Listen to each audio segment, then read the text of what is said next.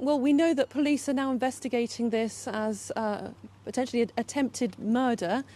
We know that this little boy, 3 years old, suffered serious injuries from finding himself inside a crocodile enclosure. And as you said, we know that the man who's been arrested and the boy are not thought at this stage by police to be known to each other. Well, the UK has been benefiting some more today from all that diversity. Everybody knows that Britannia would be nothing without the migrants they built today. But everybody knows the first British inhabitants were Wakandan blacks. And therefore, you white scumbags should shut up about diversity. I don't think they're going to shut up about diversity. Not with your grooming gang report of 250,000 young child victims. You got mass stabbings, regular stabbings, and now add this to the cornucopia of chaos brought by North Africans or Middle Easterners or somebody not from these islands. A 3-year-old boy has been thrown into a crocodile enclosure. The police aren't releasing the name. They don't. Oh, what? Well, then how do you know that it's a migrant? How do I? That's a good question. How? By the way, migrant. How do I know that a third world invader is throwing young children into alligator pens? How do I know that? Here's what we know. The attack was random, and the man tossed the boy at the crocodiles in the UK. Picked up a 3-year-old. So this wasn't a mom who's gone crazy, a dad who's gone crazy, an uncle who's gone crazy.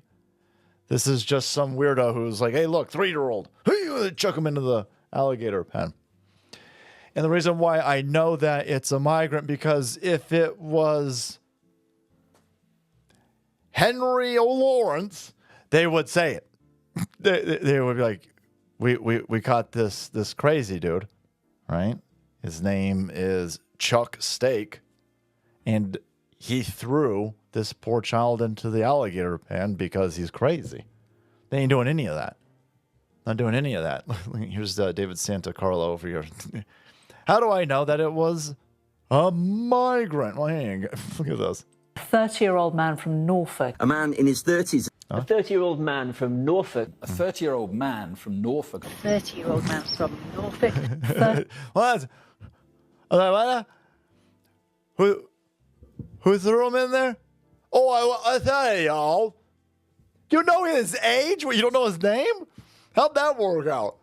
When did you guys use biometrics to scan? Oh yeah, we don't know who he is. We don't know his name, but like we know he's 30.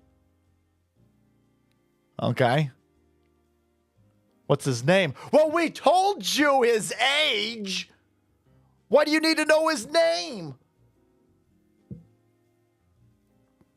I need to know his name because you won't tell me his name. You'll tell me his age. And then they do this, by the way, to throw dumb people off of the scent. 30-year-old from Norfolk. A 30-year-old man from Norfolk. A man From where? in his 30s. A 30-year-old man from Norfolk. From Norfolk? 30-year-old man from Norfolk. I got a weird suspicion that this man from Norfolk is going to be like this country's Maryland dad. Why did you say Maryland dad? Well, he's a dad in Maryland. Yeah, but he's an illegal alien from Venezuela. But he's a dad in Maryland. No, he's not. You're trying to imply that he's an American citizen, trying to associate him with Maryland.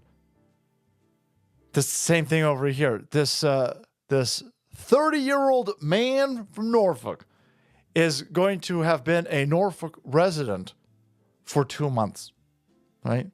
He's Syrian. It's going to be Turkey. It's good. This dude is going to be Afghani. He's not going to be white. He's not going to be a white dude from Norfolk, which is why you're telling